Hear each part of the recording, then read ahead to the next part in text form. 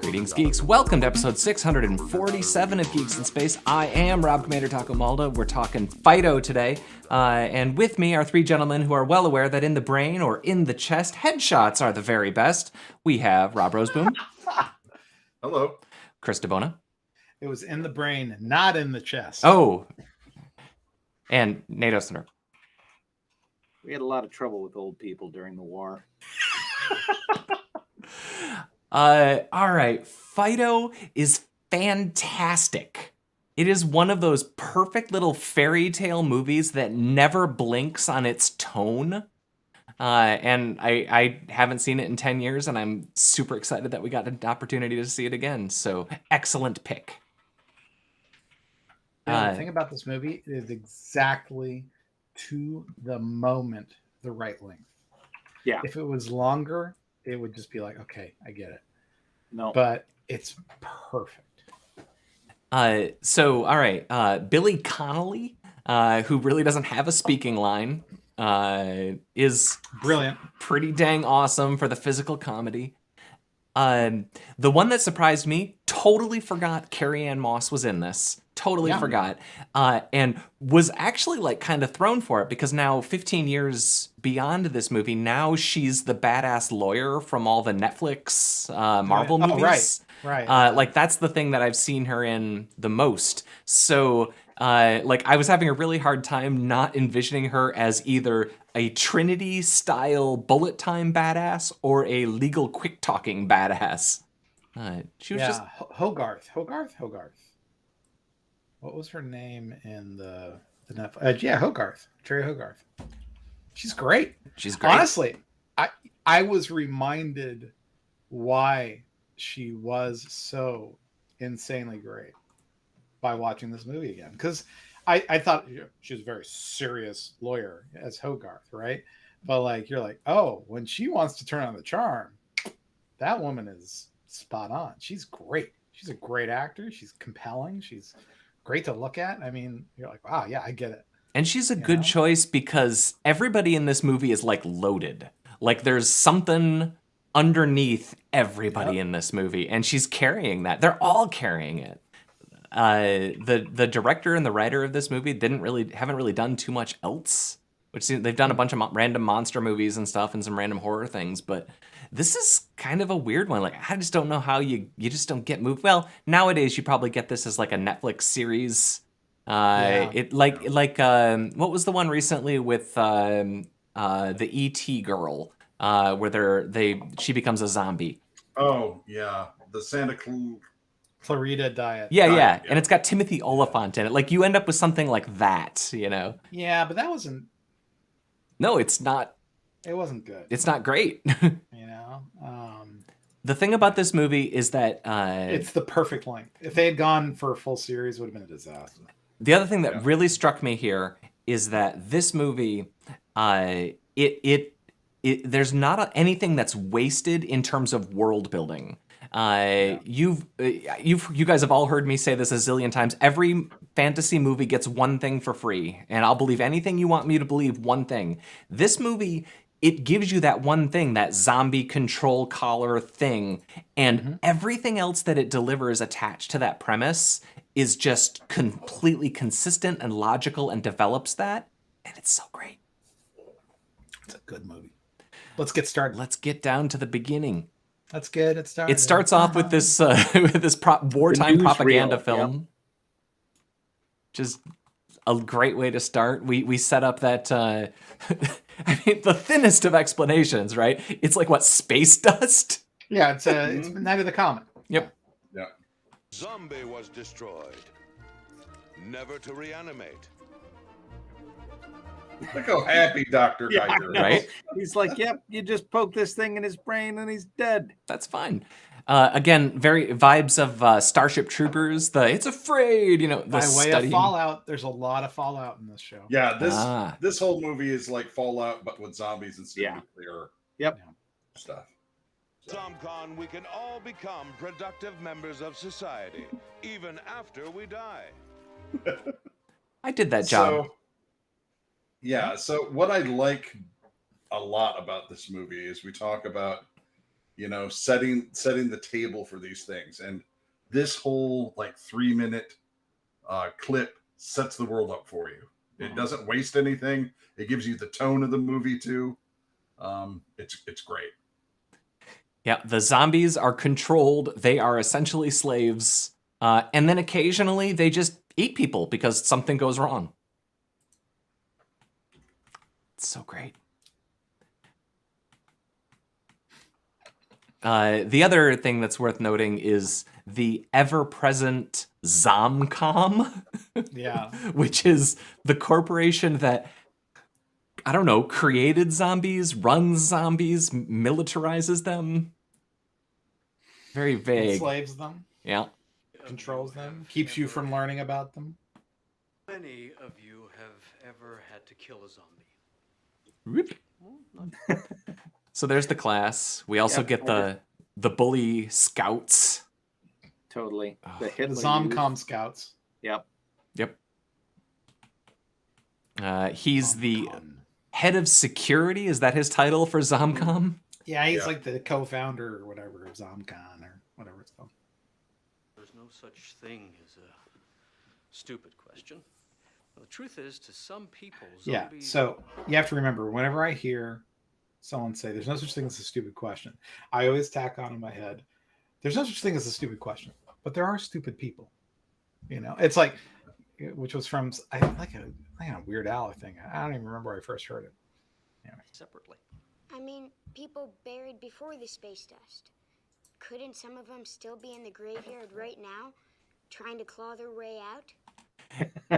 And this is great, right? Because the premise is really dark, and the kid has zeroed in on it. We're at the 5-minute and 46-second mark, and he has nailed that this is seriously messed up.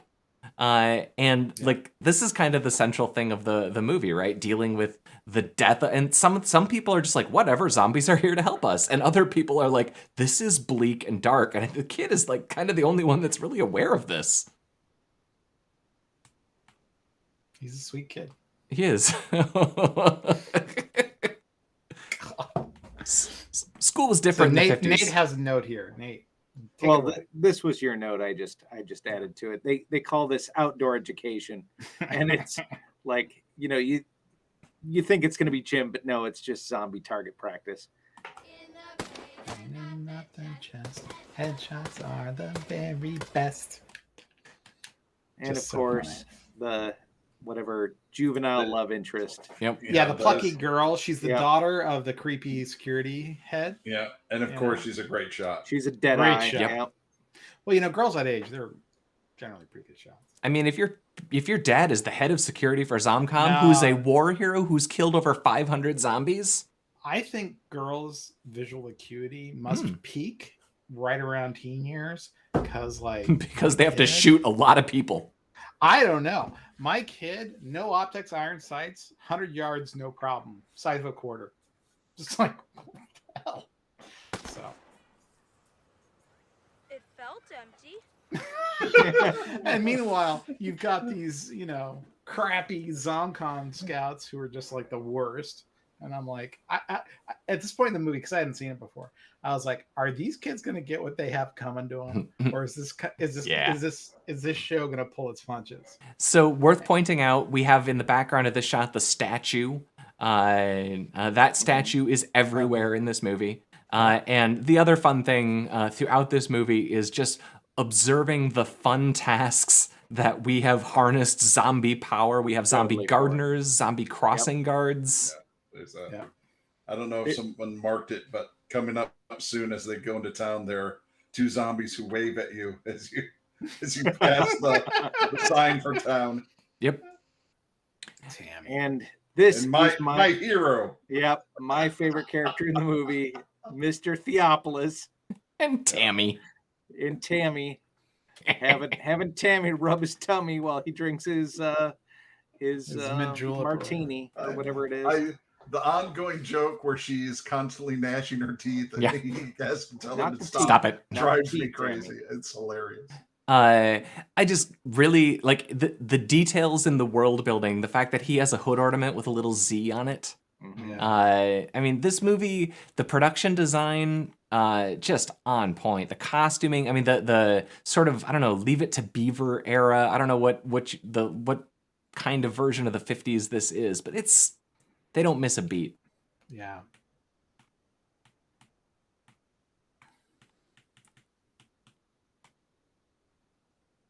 Helen, in India, everyone has a tiger. Why don't we just move there and get a tiger?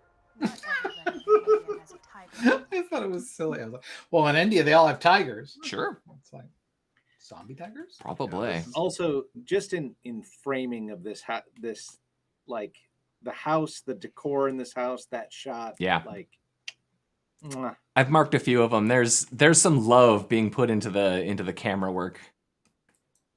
I'm barely keeping up with funeral payments as it is. Funerals. So this is I mean, thematically, this is like the thing for the dad, right? He's obsessed with death. He has paid in advance for the funerals for the family because he wants to have a funeral and not become a zombie.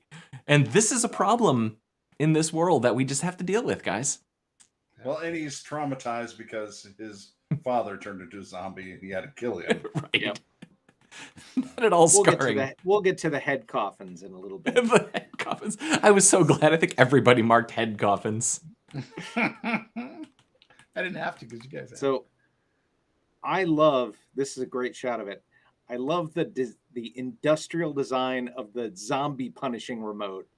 Like, I don't know. It's great. Like that is It's totally iconic. retro future. Yeah. Yeah, it's very like old style Star Trek. Yeah. Again, if you watch, they do a really good job with the two of them. She's usually dressed in warm colors. He's usually dressed in cold colors. The costuming here is on point.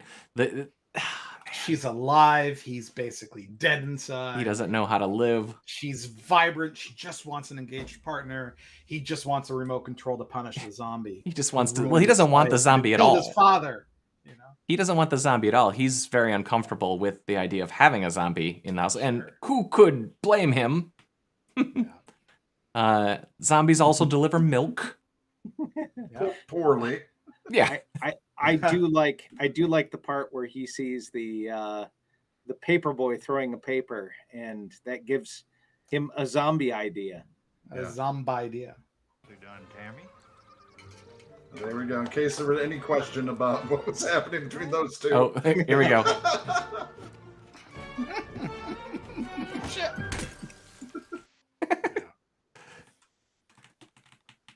I don't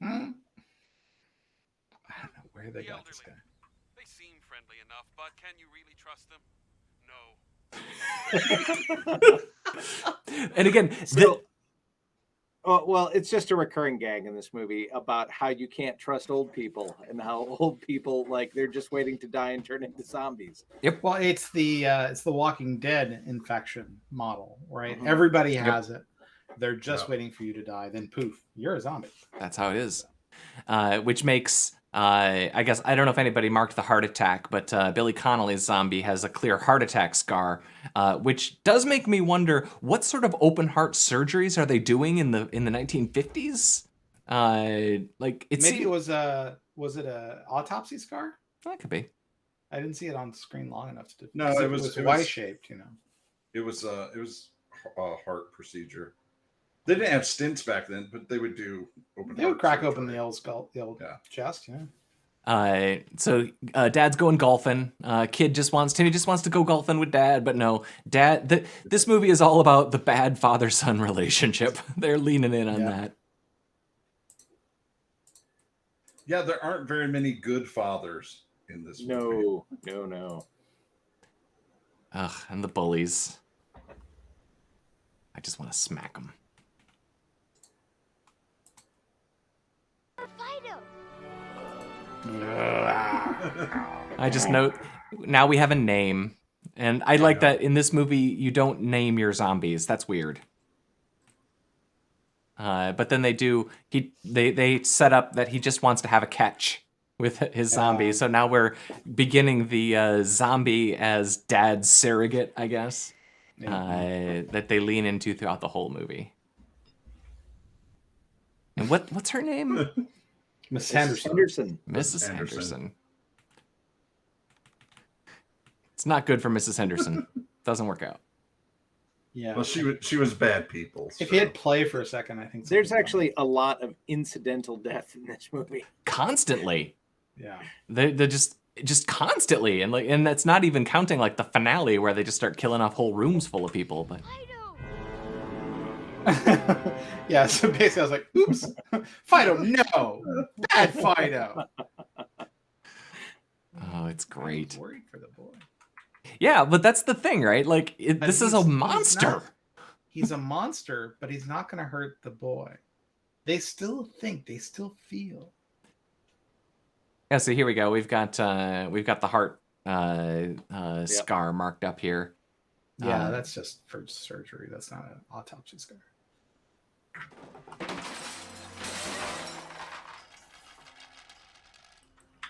You stupid zombie. Look what you've done. So the thing I wanted to mention is that was a really rickety bench that they had a lot of stuff on. It was very poorly constructed. I'm not blaming the zombie for their balsa wood bench. You think Dad should have maybe nailed it into a stud? Yeah. I mean, it was very poorly balanced somehow. I think it was rigged. I think the anti-zombie people rigged it. Nice fisheye shot here. Mm-hmm. So neighbors are over for dinner. Yeah, you got to impress the head of ZomCom security, and there's sort of a whole thing happening now where Carrie-Ann Moss is like trying to impress the neighbors, like by getting a zombie in the first place. But it's a whole weird thing. Yeah, isn't that right? Yeah, we had a lot of trouble with old people during the war. Jonathan, please. I mean, that's a real problem, right? If you've got, an elderly population that just has a chance of dying and immediately turning into a monster, do you like? And they say this later, right? That the prisons are converted into retirement communities. Yep. Yeah. Which makes sense. Yeah. And if I had to, I gotta back up. I'd take Dee Dee's head off in a second if I had to. He always says that. That is love. Now, I don't have a daughter, but I don't think that I'd just take her head off in a second. I don't know. These are terrible. This whole sequence is actually really pretty. Yeah, I love this part. It's so 50s horror movie Yeah. the way it's staged and everything. It's just great.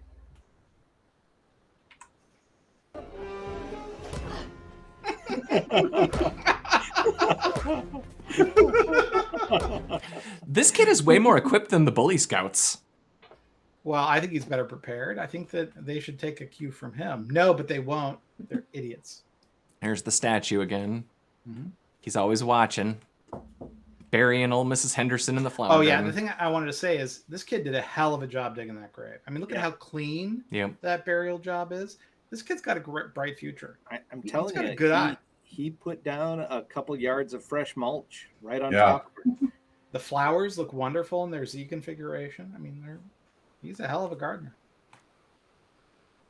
So he's damaged. He's damaged now, and so if your zombie collar is broken, you take him to the local neighborhood zombie perv, get him fixed up. This is a Zen. Yeah.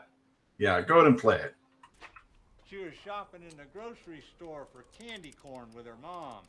Had some kind of a brain aneurysm. They slapped a collar on her before she even hit the floor. So, everyone has their how did we meet story, So I just thought, as far as, how did you two meet? What a wonderful story to share, right? Shopping for candy corn. She was shopping for candy corn with her mom when she had a brain aneurysm. Yep. And as far as like great busy work, the cigarette thing that he's got, and that gets used fairly frequently for physical effects, and it gives him an excuse to have the old timey talk. It's Very effective.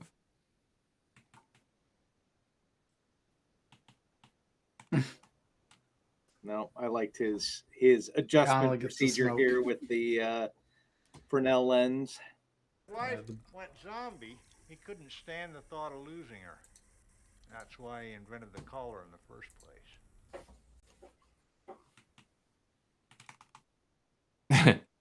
And then we Yeah. get to see him party. So creepy. I don't know what that is, man. Well, let's see. He takes Oh, the I think collar you know. off and No. dances around. No. Likes to see her off the leash. They got a special relationship. Oh, they put Billy Connelly in Dad's suit. It's almost like they're replacing their father with Billy Connelly. It's subtle. And the fact that he's grayscale and doesn't have color like to the warms or cold colors. They're leaning in on all of it, man. They went to film school. They know what they're doing. They know what they're doing. They got the color theory.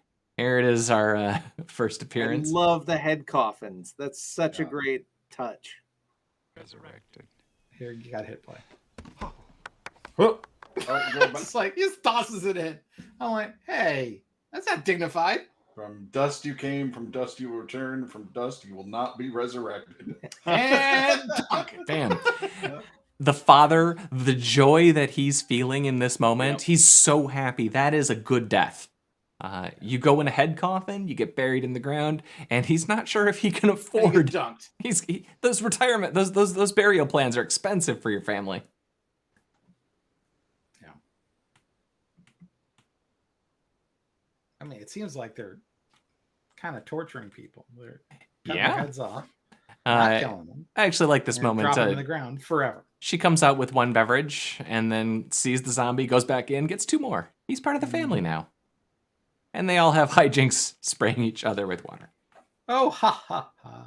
Such a scheme. Until Dad gets home. Yep. Mm-hmm. Ruins the fun. Fun.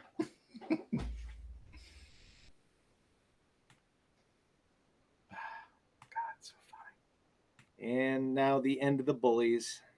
Yeah. They get what they Hit deserve. play. Crap, you made me shoot my stupid brother.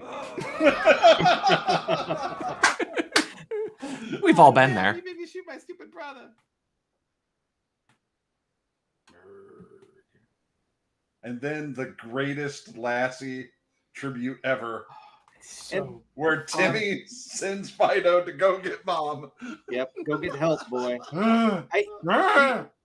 Here's the thing, though, that I feel like if anything dates this movie, it's the overt reference to Lassie. Yeah. Because, like, when this movie came out, maybe half of your viewing population had seen Lassie, and now...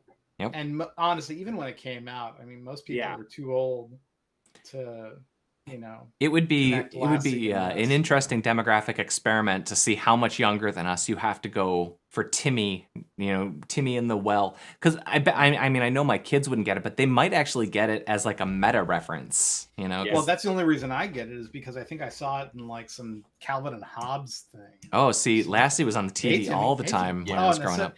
So outside of the Midwest, nobody gave any craps about Lassie after 1970, right? It just wasn't a thing. It was on syndication in the 80s around here still, so. Yeah, around there, but you Sure.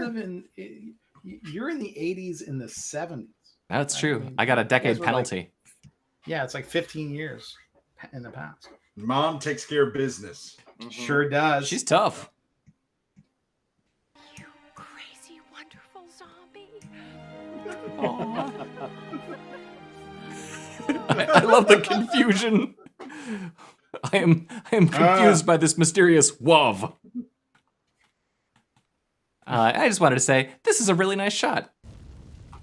Yeah.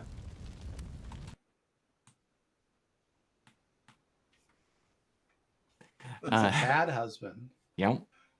And War room. the trophies in this room are worth just a scattering through. I don't know if anybody marked that. He just has like a skull, like just mounted on Yeah. the ceiling. So go ahead and hit play at this mark here. That is Uncle Bob. So that just cracked me up because I was like, Bob's your uncle, but it's like, yeah, I was going to point out the skulls and the jars, and I'm like, This is a weird collection here. I mean, I guess you don't get to be the head of ZomCom security without having a few good old war stories. Yeah. It's ZomCon. There's no ZomCon. internet. ZomCon. That's right. Zombie.com.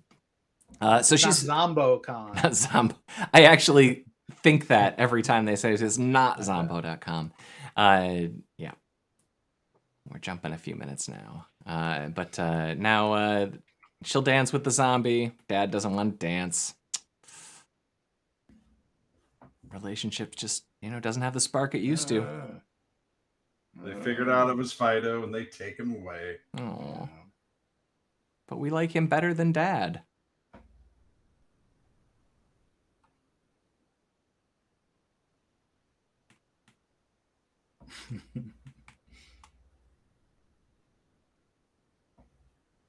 A lot of things, but you have to get over that. Get over what? Feelings. This is their relationship, right? That is a man who is not alive. He is. Yeah. At the same time, I think he is a little. He's not a great dad or father, but he's taking care of him. Well, he's about to redeem himself at the he next loves mark. them. Yep, well, that's true. I know, but I'm just saying. I felt through this whole movie, I was like, they're kind of giving him the short end of the stick. Well, I mean, that's kind of the '50s dad, right? The unfeeling, Sure. that's they're playing with all sorts of different bits of ammo. I mean, I get it. I know you're not supposed to have a handgun Until you're 12. And it can come in real handy. There we go. Thanks, Dad. Thanks, Dad. Thanks, Dad. Like, oh, don't point at me. Don't forget the bullets. Thanks. Good Thanks, dad.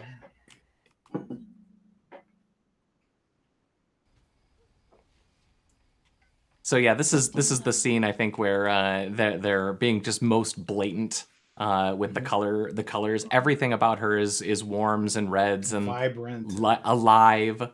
And then let's see if I got the time code marked. He's literally reading Death magazine instead of Life magazine. I mean, if you're gonna do your thing, man. That's great stuff. Got to get back together with your friend here. Crazy? My dad would kill me. No, I mean, he really would kill me. He said so in the intro.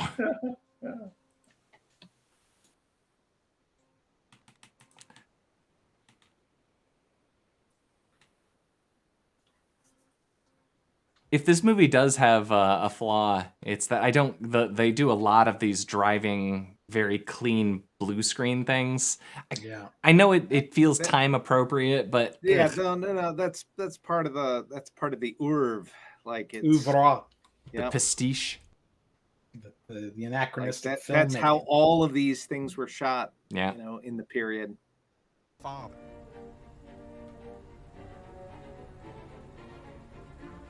I'd say I'm a pretty darn good father. My father tried to eat me. I don't remember trying to eat Timmy. I mean, that's true. Gotta give him mad props for not eating this kid. That's right. So I just love the returns room. Yep. This place, it's so beautiful. Funny. The zombie holding the number that's being served there. Yep. It's fantastic. It's just every bit of it. If IKEA were only this efficient, Yeah.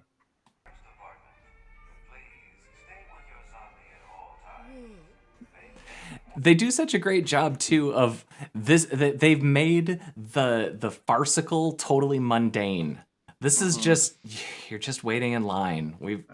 To return your zombie. Obviously, this one got too close to fire. There's one that's got a fork stuck in his head. Yeah. Another one's just holding there an you arm. go. Yeah, my zombie broke. I hate that. Could you give me a not stupid zombie? You're gonna need the extended warranty next time because these guys, when they go wrong, they eat your family. And he just murders people. He's like, all right, this is our diversion. Here's our diversion. Everyone's gonna die in this room. Let it play for 8 seconds. It's just so funny. Wild zombie! Wild I was like, so I wrote, Theopolis is a monster / genius. He's just such a funny character in this show. He's so awful. He's so great, you know. But he does love Tammy. Loves Tammy. Even though she takes a bullet in the head, he still keeps her. It was really a grace.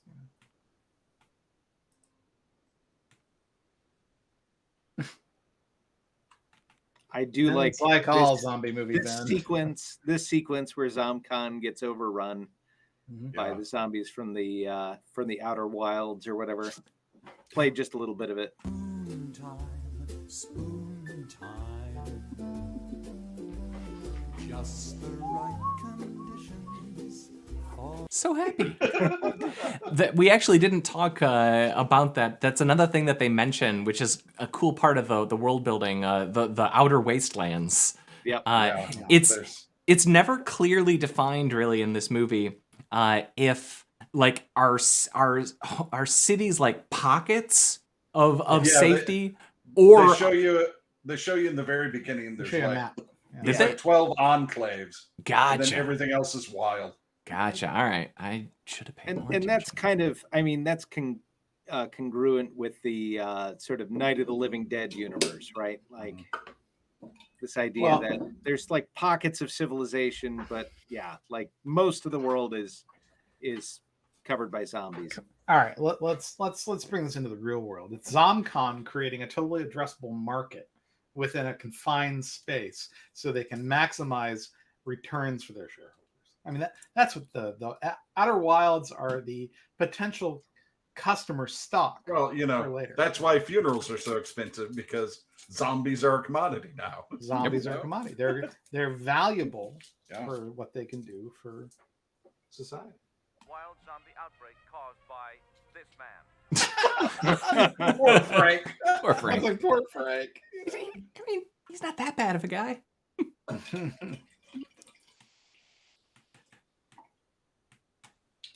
And Sort of. so this is just great. So she says surprised, and he goes sort of, but you have to let it play for a few more seconds. Sorry, let it play a sec. It's okay. It's sort of cool in a way, and he's a lot nicer. I like the stink eye. Do you want to play catch? Sure.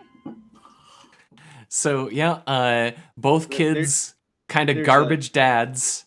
There's another line where he's like, what do you call him? She's like, I'm just calling him Daddy. Yeah. That's not creepy at all. But yeah, both kids get a new dad, a zombie dad. Yep. Better than their emotionally distant dads that they had in Act 1.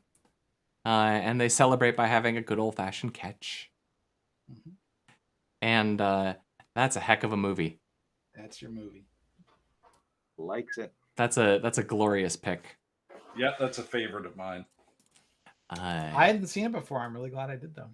It's the commitment to the tone. Like they don't like the world and the tone of this movie is just they've nailed it.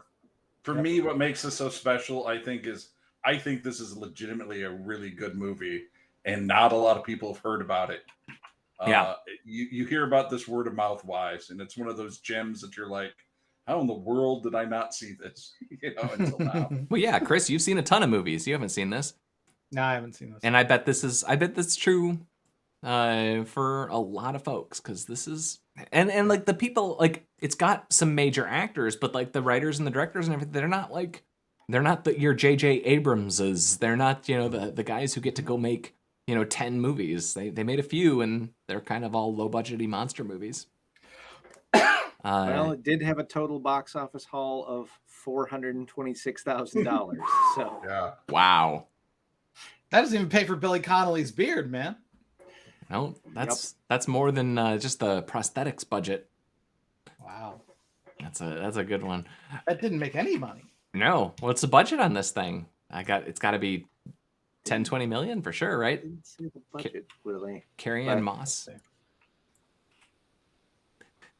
They shot it in 35 days. Lions And Day. no notes on budget in Wikipedia. Oof. But Did make Carrie-Ann bu- it- Moss it- was not cheap. Nope. Yeah. Not in 2006. No. Well, that's an all-time favorite. Like you'd be Domestic DVD sales were 2.95 million. All Yeah. right. all right. Well, Chris, you teased us that we're going to 1992 next week. 1992. That's right. And you guys made a lot of guesses, and they were good guesses. And there's some things I would love to revisit later, like Sneakers or Nemesis or whatever, if I was trolling you guys. But so I'm just going to read you the description and see if you can guess. This movie is a 1992 Hong Kong action film directed by blah, blah, blah, blah, and from a screenplay by blah, blah, blah.